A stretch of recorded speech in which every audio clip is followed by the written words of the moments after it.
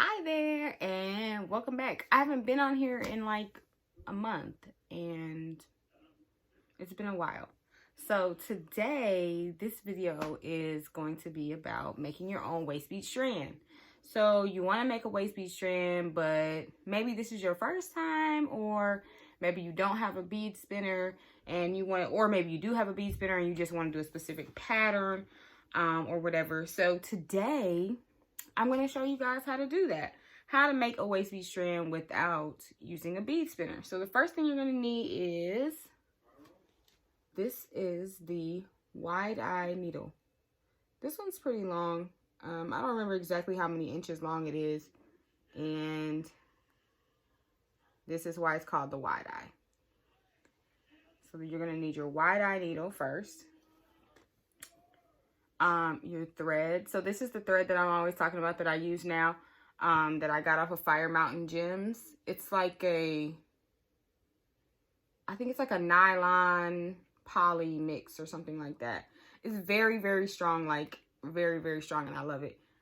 So everything's, I've had nothing but good reviews about this thread so far, and you can double it through certain sizes of the beads. Like you can't really double it through the size 11 beads, but like the 8s you can, the 6s you can like go through there 4 times with the thread. So and any larger, of course, you're gonna be able to go through. You're gonna need some scissors, and you're gonna need some beads, of course. So this is my little handy dandy bead tray that I made for myself. It actually used to hold like some puzzles that my kids have, but I just got a piece of felt and I just glued it down in there. So like, as you can see, my beads aren't really rolling, and I'm holding, yeah, I just shook it a little bit, but I'm holding the tray at an angle, and it also helps me not to have my beads all over the table. But like, you definitely want to use some felt or something to hold your beads like in a steady position. So I have this fun little tray that I made myself, and you can probably make one of these yourself also.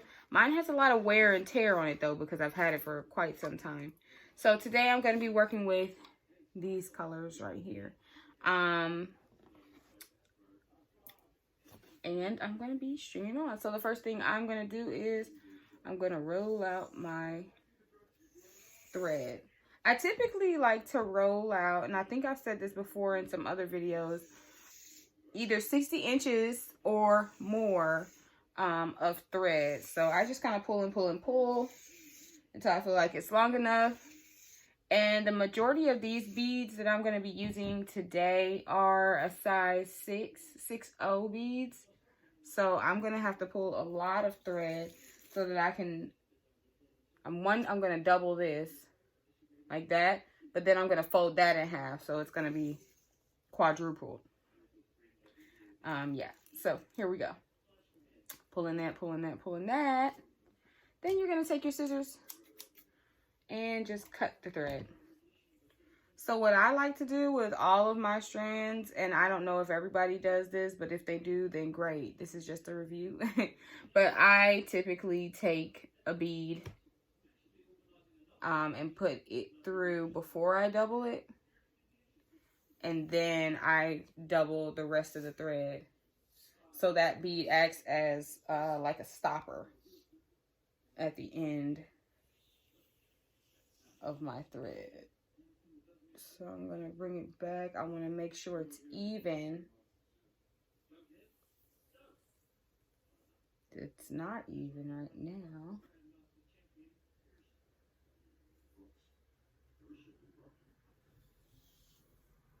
All right, there we go.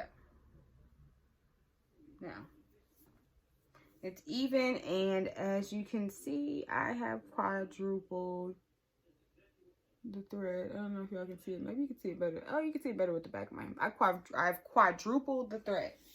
So I've quadrupled the thread. I've got my little bead at the end. This is my stopper. I don't even have to tie a knot, like literally. It just stops every bead, which is great. Then you're going to take your end of thread right here one part should be a loop and the other part should be 2 ends, and you're going to put them through all 4 through the wide eye, and then you're just going to slide it down, let the wide eye close, and it'll hold it in. All right, so let me angle the camera a little better for you so you can see this. So I hold my needle kind of almost like I hold a pencil, except like a very tiny pencil.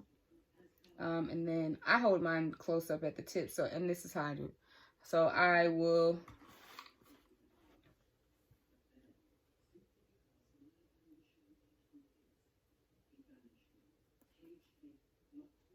I don't know if you guys can see that. All right, so I'm back. So this gives you a better angle. So I take my needle and I just stick it through each hole, and I just pull with my index finger, pull each bead up the needle. Most of the time when I'm making patterns, I like to count how many, like if I'm doing an AB pattern or if I'm doing like an AABB pattern. So like for this pattern at this point, if I was going to do a pattern, I would do 5 orange, 1 turquoise, then 5 orange, and then probably yellow or something like that, if I were to do a pattern. But if I decide to go rogue and just do randomized colors, then that's what I might do too, because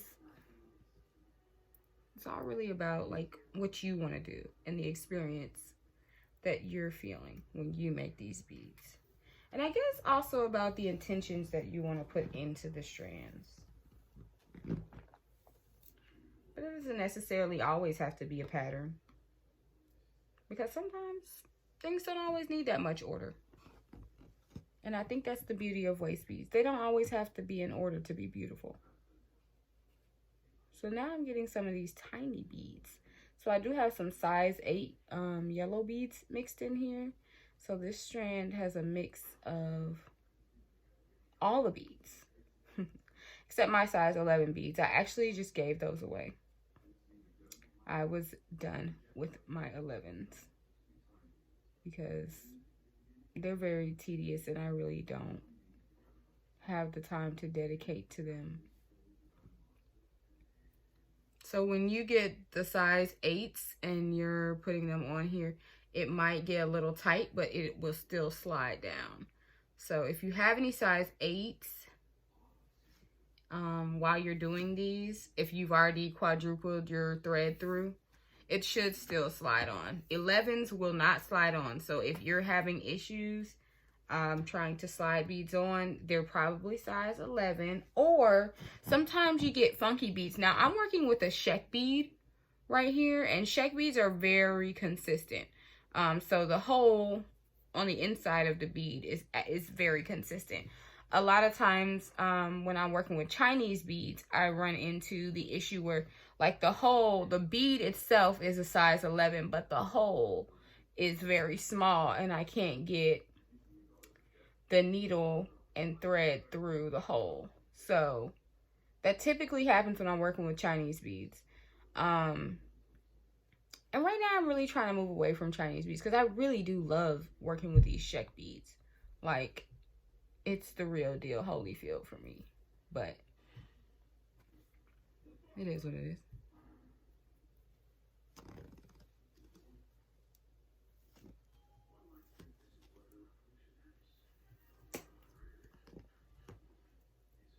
So as you can see, I've gotten like this far with it right now.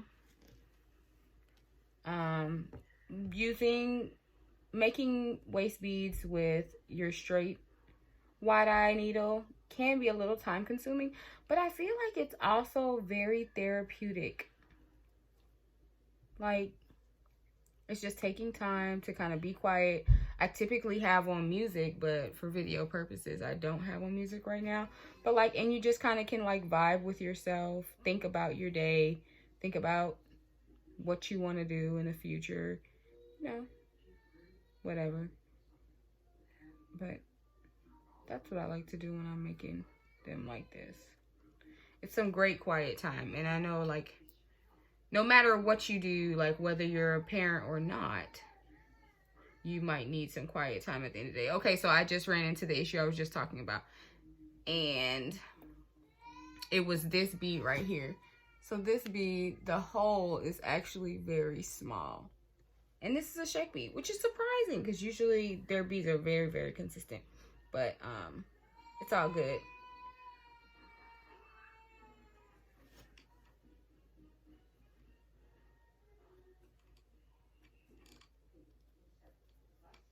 So this mix reminds me of fall and summer for some reason. And I think maybe I'm getting the summer vibes from the blues and the greens.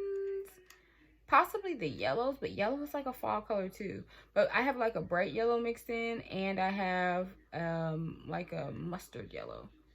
So, and maybe the brightness of this orange. If it was like a more fall orange, maybe. I don't know, because pumpkins are this color. So, we'll see. But yeah, I really definitely, this one makes me think of fall and summer having a baby. A nice, I guess, but it doesn't really remind me of September. It really does make me think of October, and probably because the orange is like, orange and yellow is definitely like candy corn, if I had some white in here. But yeah.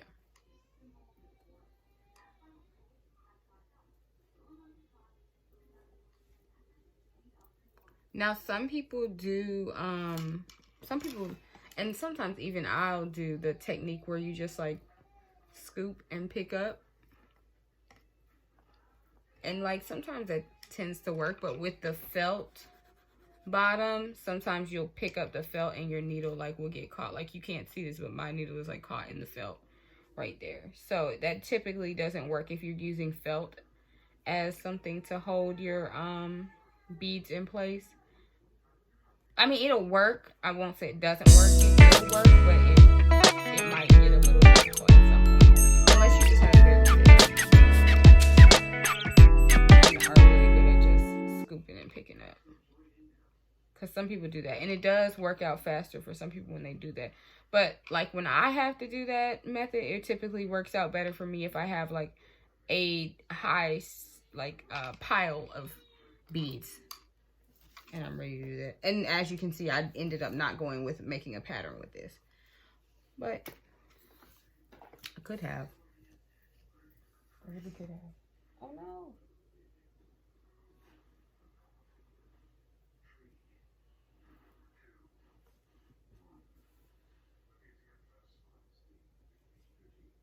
But for me, I feel like I'm faster if I'm doing this when I'm picking it up.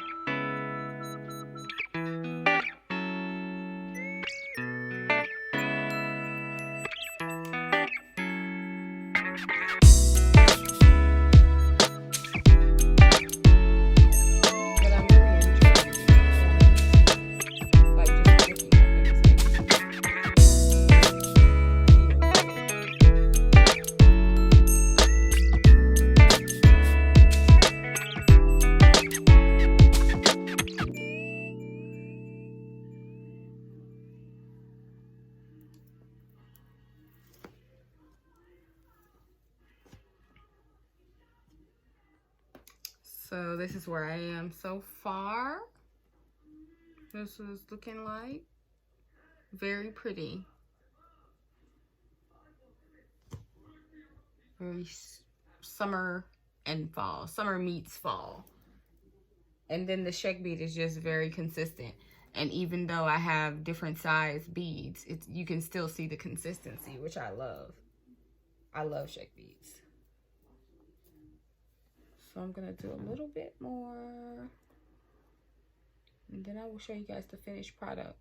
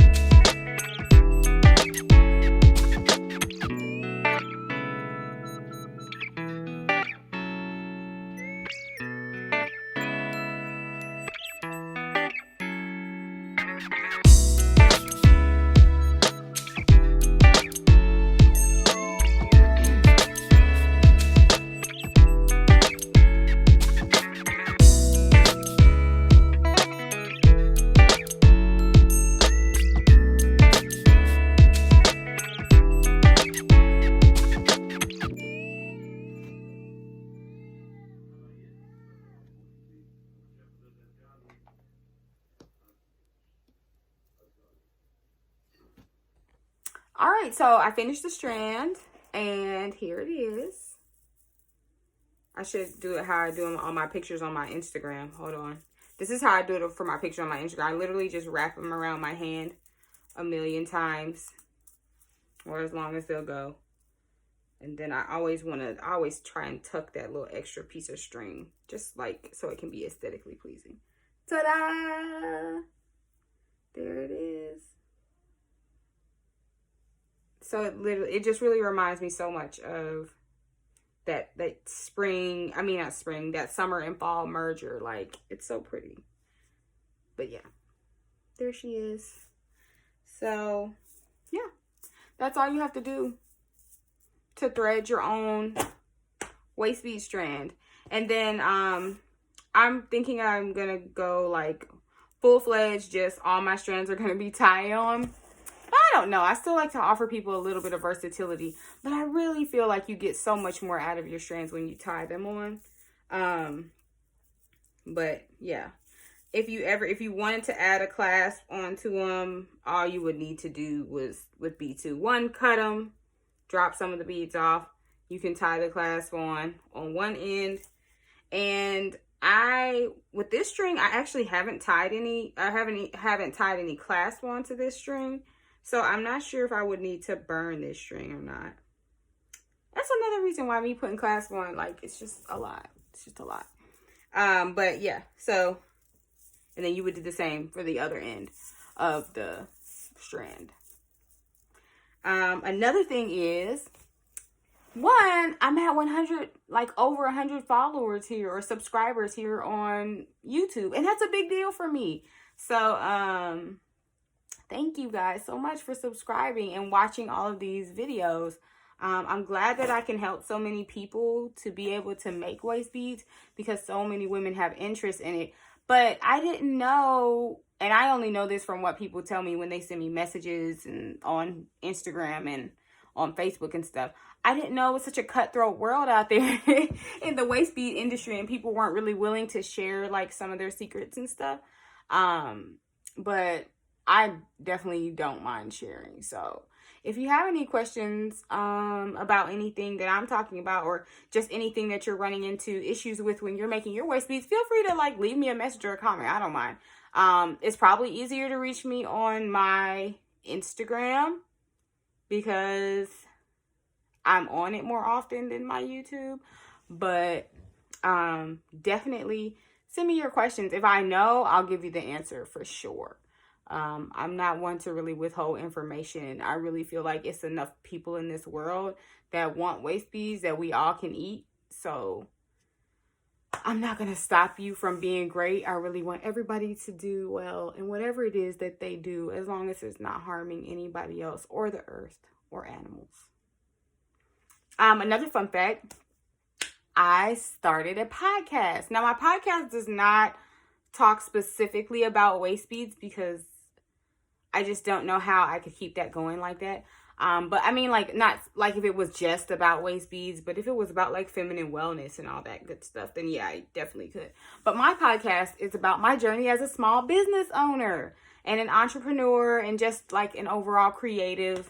So it is called Kendra's Treasures podcast, but it's just called Kendra's Treasures, and it's on Apple Podcasts and Spotify, and it should be on Google Podcasts very, very soon. So, if you could, go ahead and follow me on all of those. I'll leave the links in the comment section on this video. And if you're not subscribed, subscribe. And even on my podcast, you can subscribe and you don't have to listen, but you subscribing helps me out in so many ways. It helps me be more reachable to other people who are looking for podcasts about small business. So basically on my podcast, I just want you guys to grow with me as I go through all the motions of becoming a small business owner or being a small business owner. Talking about things I didn't know about before I got into this, things I'm learning now, and also about just my background, which has nothing to do with small business or any of that good stuff. So, and I'm also going to have a lot of special guests on there. that are small business owners, specifically Black business owners, but small business owners as well, who will be talking about their business and their journeys, and they'll be giving me some tea about what they do and how they get through things. And I also have a Patreon, and my Patreon is Kendra's Treasures. So you can go look that up on Patreon. And if you make pledges, you get certain perks, like you get shouted out on the podcast. You get special bonus content. Some of the videos that I post on YouTube, like I post these tutorials on YouTube, I'll post some different things on my podcast. So I might post like videos from me working at festivals and making sales or things like that, or, you know, bonus content. And then of course you'll get to see bloopers and other fun things like that. And videos that I do with some of my special guests, because a lot of my special guests, they do things that I don't do. Like I don't really know how to do a whole lot of makeup, but one of my special guests will be a makeup artist. And hopefully she's going to show me how to do some makeup. And you guys, if you are one of my Patreon patrons, you will get to see and experience that whole video. So follow me on Instagram. It is It is Kendra's Treasures _ chest on Instagram. I don't have a Twitter for this. I have my regular Twitter. I don't have a Facebook page for this because I have a website, which is www.kendrastreasures.com. And I think that's it. Thank you guys so much for tuning in. See you next time. Thank you for the 100 followers. That was great.